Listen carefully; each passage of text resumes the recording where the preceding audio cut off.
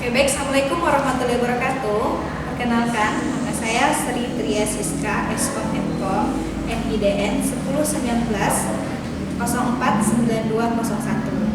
Oke, di mana kali ini saya mengampu mata kuliah Algoritma dan Pemrograman Dasar.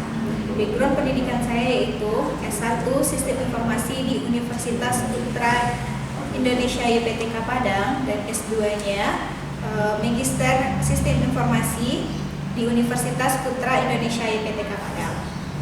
Di mana sebelumnya saya juga pernah mengajar di kampus STMIK Amik Riau itu pada tahun 2016. Selanjutnya juga pernah mengajar di salah satu perguruan tinggi yaitu STMIK Dharmapala di Pekanbaru itu pada tahun 2017. Selanjutnya saya pindah home base ke Sekolah Tinggi Teknologi Payakumbuh di Prodi D3 Teknik Komputer. Oke, pada pertemuan pertama kami selalu menjelaskan bagaimana rencana pembelajaran semester untuk mata kuliah Algoritma dan Pemrograman Dasar, di mana nanti itu capaian dari prodinya mampu bekerja sama dan memiliki kepekaan sosial serta kepedulian terhadap masyarakat dan lingkungan. Selanjutnya, menunjukkan sikap bertanggung jawab atas pekerjaan di bidang keahlian secara mandiri. Selanjutnya, mampu menyelesaikan pekerjaan, berlingkup luas, menganalisis data dengan beragam metode yang sesuai, yang belum mampu, dan yang sudah baku. Selanjutnya, mampu menunjukkan kinerja mandiri, bermutu, dan terukur.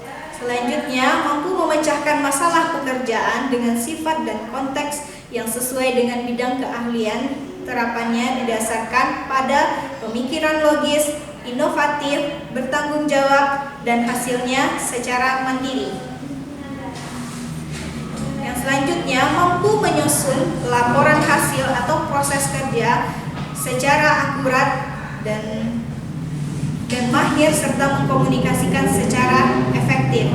Yang kelima yaitu ada mendokumentasikan, menyimpan, mengamankan, dan menemukan kembali data untuk menjamin keabsahan untuk mencegah plagiasi. Pada mata kuliah Algoritma dan Pemrograman Dasar ini ada sub mata kuliahnya yang harus dipahami oleh mahasiswa. Pada pertemuan yang keempat, itu mahasiswa mampu memahami penerapan algoritma ke dalam flowchart, di mana nanti indikator yang harus dipelajari oleh mahasiswa yaitu mahasiswa mampu memahami penerapan algoritma. Yang selanjutnya, mahasiswa mampu memahami tentang algoritma. Yang selanjutnya, mahasiswa mampu memahami tentang cara kerja dari struktur. Yang selanjutnya, mahasiswa mampu memahami cara penyajian algoritmanya. Oke, assalamualaikum warahmatullahi wabarakatuh.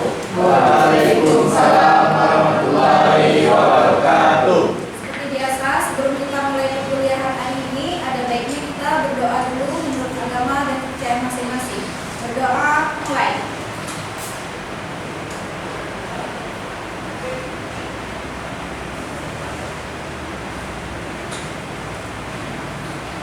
Berdoa selesai.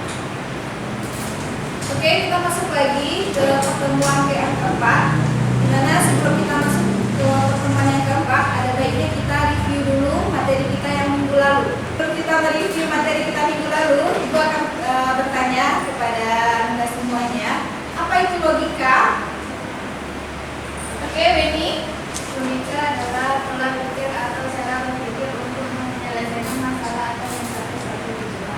Oke, logika itu adalah pola pikir atau cara berpikir untuk menyelesaikan masalah atau mencapai suatu tujuan. Kita lanjut lagi ke algoritma. Siapa yang bisa menjelaskan? Oke, Aziza. Algoritma adalah urutan langkah logis penyelesaian masalah yang disusun secara sistematis. Oke, kita ulang lagi. Apa itu algoritma? Urutan atau langkah-langkah logis penyelesaian masalah yang disusun secara sistematis. Oke. Kita lanjut lagi ya. Ya, di sini ada perbedaan antara algoritma dan program. Siapa yang bisa menjelaskan perbedaan antara algoritma dan program? Satu-satu aja dulu. Mungkin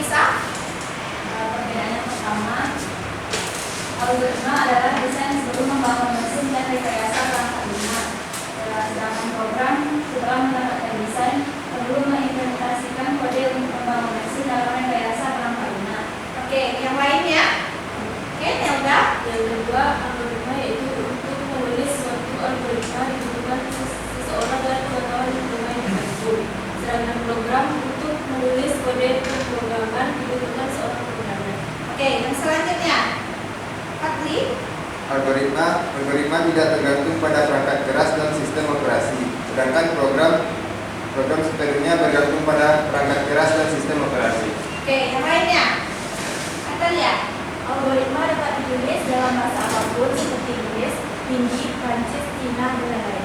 Sedangkan program dapat ditulis dalam bahasa pemrograman seperti C++, Java, dan Python. Oke, yang lain. Koni. Algoritma untuk memeriksa logika, bug atau kesalahan, sedangkan program untuk memeriksa bug atau kesalahan dalam bahasa pemrogram digunakan teknik penunjuk atau testing teknik. Oke, setelah kita mempelajari tentang algoritma dan pemrograman, kita masuk nanti ke dalam materi yang namanya flowchart. Flowchart atau bagan alur. Siapa yang bisa menjelaskan apa itu flowchart atau bagan alur? Oke, Firman. Flowchart atau bagan alur adalah diagram yang menampilkan langkah-langkah dan keputusan untuk melakukan sebuah proses dari suatu program. Oke, terima kasih ya untuk review materinya. Kita masuk lagi ke bentuk simbol-simbol dari sebuah flowchart. Seperti yang saudara lihat, flowchart adalah atau gambar yang disusun secara sistematis untuk menggambarkan arah instruksi dari suatu proses. Yang pertama itu gambar apa? Terminal awal atau terminal akhir, atau bisa disebut dengan start atau stop. Oke, gambar yang selanjutnya. Sel awal atau nilai awal. Oke, yang selanjutnya. Masukkan input atau output. Yang selanjutnya proses. Ini bukan gambar persegi ya, tetapi ini adalah proses untuk sebuah flowchart. Yang selanjutnya pemilihan decision atau perulangan yang disebut dengan looping. Yang gambar segi 5 menyambungkan flowchart pada halaman yang berbeda. Sesuai dengan EPS kita hari ini, kita akan melakukan quiz untuk mengenal simbol-simbol di dalam sebuah flowchart. Silakan dipelajari selama 10 menit. Nanti diuji satu persatu ya. Sini ada gambar yang berbentuk oval. Ini disebut apa? Terminal awal atau terminal akhir. Start atau stop. Oke. Yang persegi panjang. Proses. Persegi 6. Step awal atau nilai awal. Persegi 5. Jarak pinjam. Masukkan input atau output. Ini yang ada garis. Arah instruksi. Bulat. Menyambungkan flowchart pada halaman yang sama. Oke. Yang ini. Oke, ikutannya satu-satu ya. Oke, ini apa Ziza? Ya, terminal awal dan terminal akhir atau untuk tombol start dan stop. Oke, untuk tombol start atau stop. Ini apa? Oke, proses. Yuk. set awal atau nilai awal. Oke, set awal atau nilai awal. Yang ini, yakin? Pemilihan decision atau perulangan looping. Pemilihan decision atau perulangan disebut dengan looping. Oke, yang ini. Firman? Masukkan input atau keluaran input. Masukkan input atau keluaran yang disebut dengan output. Irsyad? Arah instruksi. Arah instruksi. Ilham? Menyambungkan flowchart untuk halaman yang sama. Yang ini?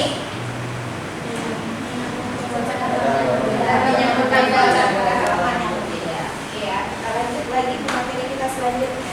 Kita lanjut lagi ke struktur dasarnya sebuah algoritma. Oke. Secara umum, struktur dasar algoritma ini terdiri dari sekuensial, tes kondisi atau percabangan ranking atau perulangan looping. Oke, kita masuk dulu yang pertama itu algoritma spesial. Apa itu algoritma spesial? Apa?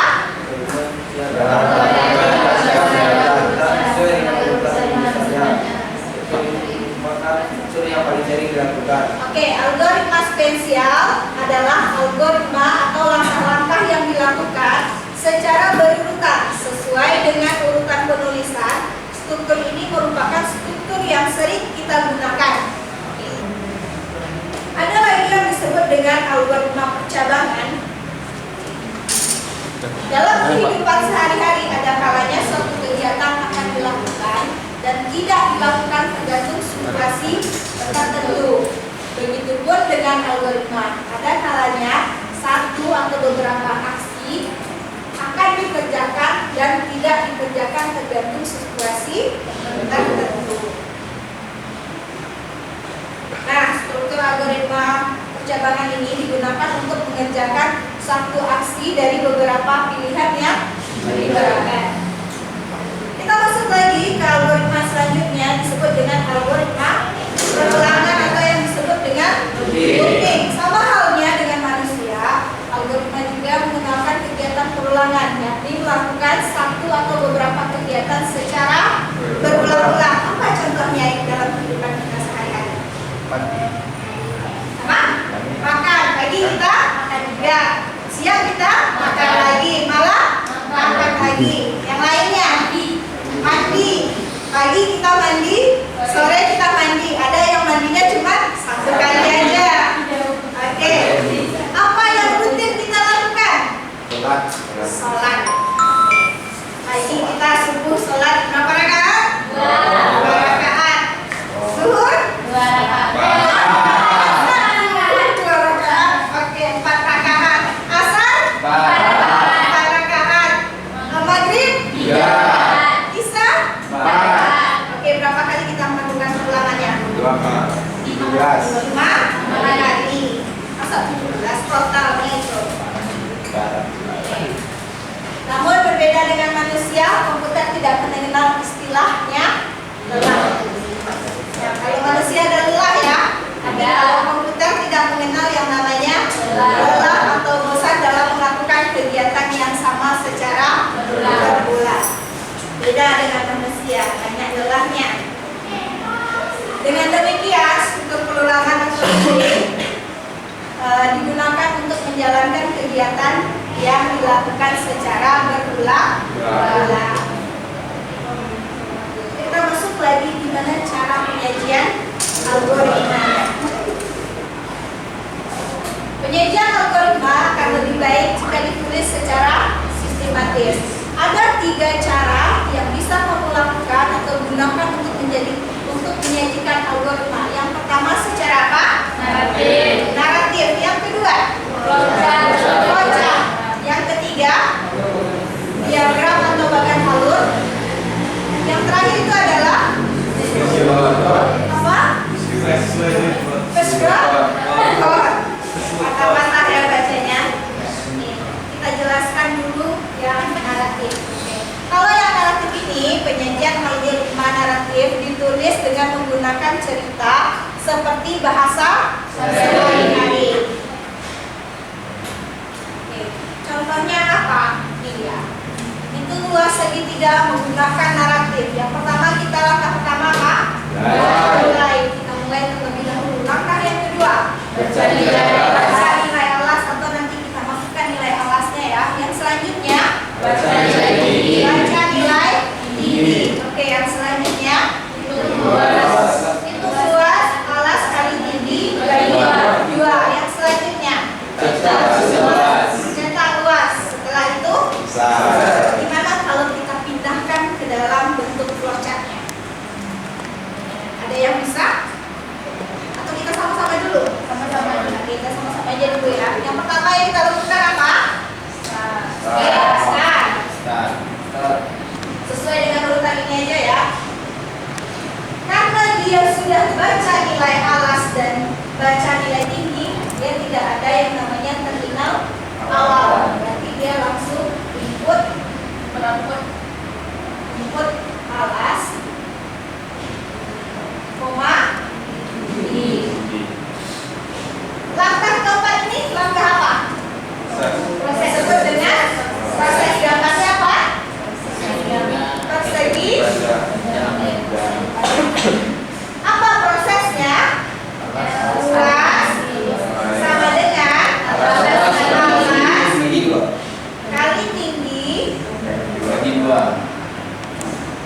bagi 2. Oke, bagi 2. Langkah kelima apa? Cetak hasil 2. Apa dapatnya? Gambar sebuah barcode. Apa yang kita cetak? Luas. Terusnya selesai atau stop. Sampai di sini langkah-langkahnya bisa dipahami. Oke, ini adalah sesuai dengan ada langkah pertama, langkah kedua, dan langkah ketiga. Kenapa langkah pertama dan langkah keduanya yang gabung itu boleh? Kalau dipisah juga boleh. Jadi nanti di sini ada 2. Ada masukan alas, nanti ada bacanya tinggi satu lagi. Tapi kalau kita gabungkan itu jadi masalah. Nanti ada yang namanya yang keempat itu ada proses, yang kelima itu adalah keluarannya, yang keenam itu adalah selesai. Oke, yang kedua itu adalah dengan flowchart. Cara penyajian algoritma dibuat dalam urutan simbol-simbol khusus untuk simbol digambarkan sesuai dengan arah dan kanan. Nanti yang tadi kita bikin, yang tadi narasinya, naratifnya, yang ini adalah flowchartnya. Ini lagi yang ketiga. Yang ketiga ini adalah apa dia? Langkah-langkah penyelesaian masalah ini ditulis dengan cara yang mirip atau menyerupai program. Sedangkan juga tidak spesifik terhadap salah satu bahasa pemrograman sehingga algoritma ini dapat diterjemahkan menyesuaikan bahasa pemrograman yang ada dalam suatu program. Contohnya itu menghitung luas segitiga menggunakan sedangkan input alas, input tinggi, prosesnya itu luas sama dengan alas dikali tinggi bagi 2, suaranya adalah output luas. Meskipun ada 3 cara penyajian yang berbeda, hasil algoritma yang diberikan tetap sama, hasilnya tetap sama juga. Maka dari itu tidak ada aturan yang menyatakan harus menggunakan penyajian tertentu, nggak harus pakai naratif aja, nggak harus pakai flowchart aja, nggak harus pakai pseudocode aja. Itu kayak sedikit payah ya bacanya. Oke, kamu bebas memilih bentuk penyajian sesuai dengan keinginan dan pemahaman. Sampai di sini ada pertanyaan juga. Sebelum kita masuk ke contoh kasusnya, ada pertanyaan? Oke, tidak, kita coba dulu ya dalam contoh kasus. Oke, yang tadi kita contohkan itu mencari luas segitiga. Sekarang kita coba untuk mencari sebuah persegi. Siapa yang bisa membuat flowchart untuk sebuah persegi?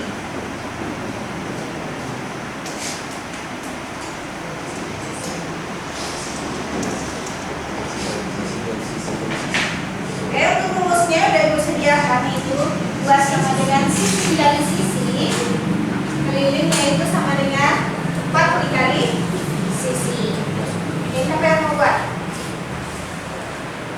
Bisa?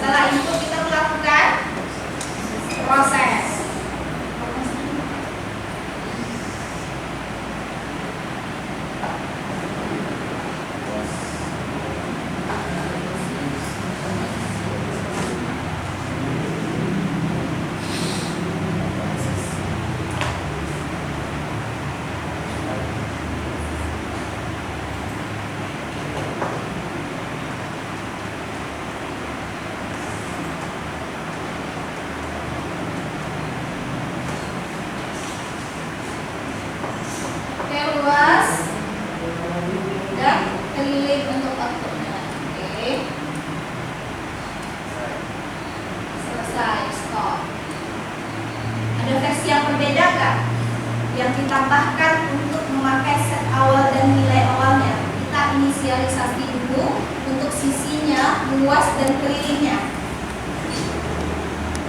Oke, siapa yang mau coba? Bisa?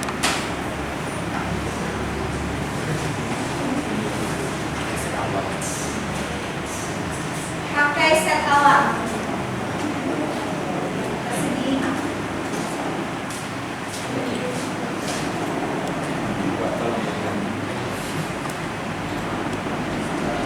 Oke, start. Kita masuk terminal awal, gambar terminal awal, persegi. Nah, oke. Kita inisialkan dulu. Sorry. Sama dengan, oke, kita inisial dengan S. Keliling kita inisialkan dengan K.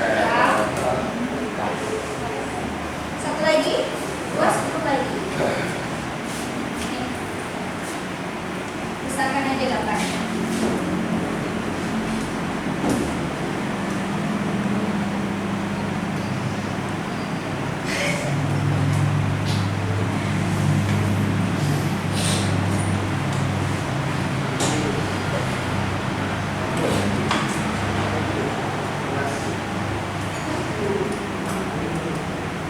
Oke, kita masuk lagi inputannya.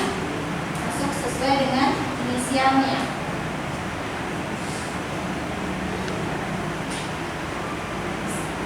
S saja ya.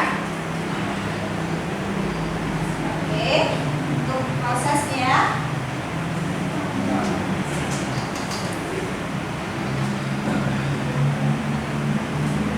L sama dengan sisi dikali sisi. K sama dengan 4 dikali sisi. Setelah itu outputnya lagi.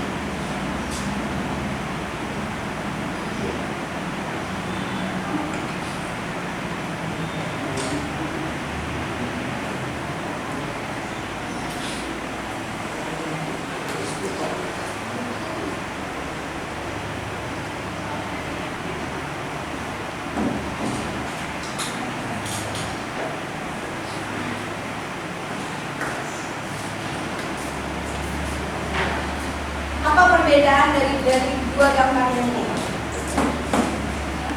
Ini sama-sama flowchart ya. Mana yang lebih lengkap, gambar yang pertama atau gambar yang kedua? Yang kedua. Apa perbedaannya? Satu pakai set awal terakhir, satu lagi tidak. Oke. Untuk gambar yang kedua, dia memakai set awal dan set akhir. Bukan set awal namanya, inisialisasi. Kita inisialkan. Misalnya sisi itu sama dengan S, keliling sama dengan K, luas sama dengan L. L itu adalah sangkut pautnya nanti ke pemrograman. Oke, nanti yang kita input adalah S. Setelah itu prosesnya L sama dengan S dikali S atau sisi dikali sisi. K sama dengan itu 4 dikali sisi. Untuk outputnya nanti adalah L dan K atau luas dan keliling baru berhenti. Oke.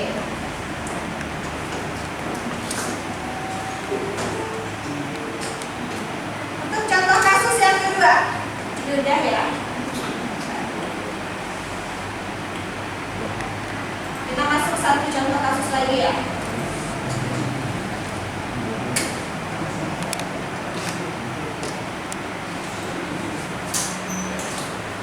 Kita masuk ke contoh kasus dari kubus.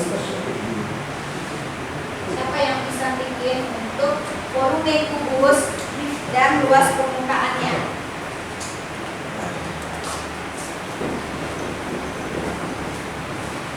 Siapa yang bisa?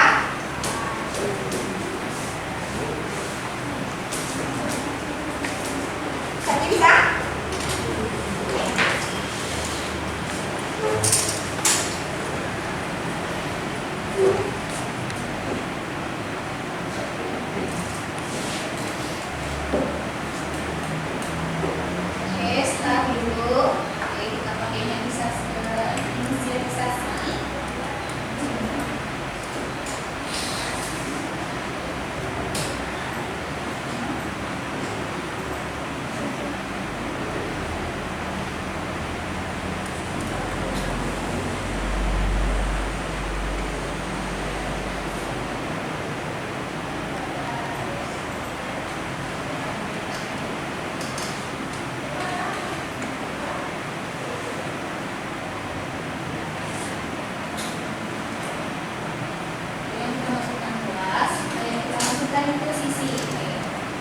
menjadi sebuah proses. Volume sama dengan sisi dari sisi dari hasil. Selanjutnya sama dengan tidak ada sisi dari sisi. Lanjut lagi.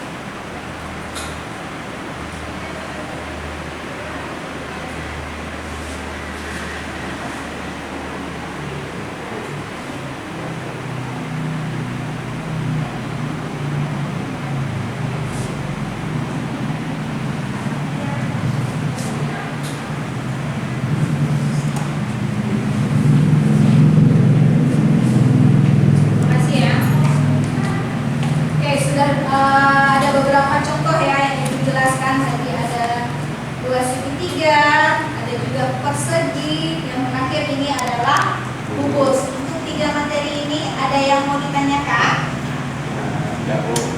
Oke, Ibu harap Anda semua bisa memahami ya. Untuk Anda semua bisa mengerti dan lebih memahami lagi, Ibu kasih sebuah latihan. Buatlah sebuah flowchart dari konveksi seperti berikut. Pertama,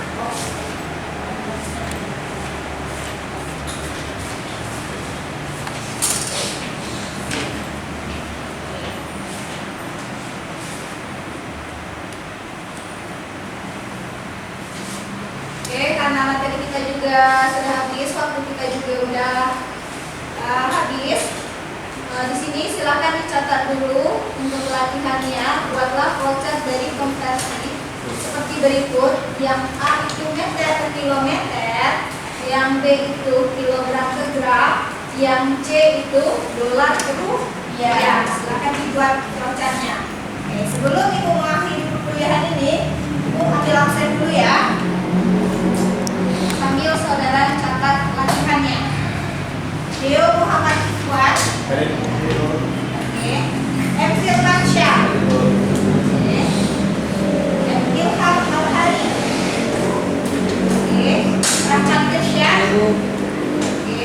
Zulfadri Wido, yang selanjutnya Anissa, yang selanjutnya Nelda Martina, yang selanjutnya Atalia, selanjutnya MS Al-Mustaqim, yang selanjutnya Azizah Rahmadani, yang selanjutnya Poni Setia, Ustino Aldiansyah, yang selanjutnya Beni, Iradika nggak hadir? Tidak hadir ya. Nanti dikabari temennya ya supaya nanti jangan ketinggalan untuk materi kita yang hari ini. Sudah selesai untuk catat latihannya? Oke, kalau nggak ada pertanyaan lagi, Ibu akhiri dulu untuk perkuliahan kita hari ini. Wabillahi taufiq wal hidayah. Assalamualaikum warahmatullahi wabarakatuh. Waalaikumsalam.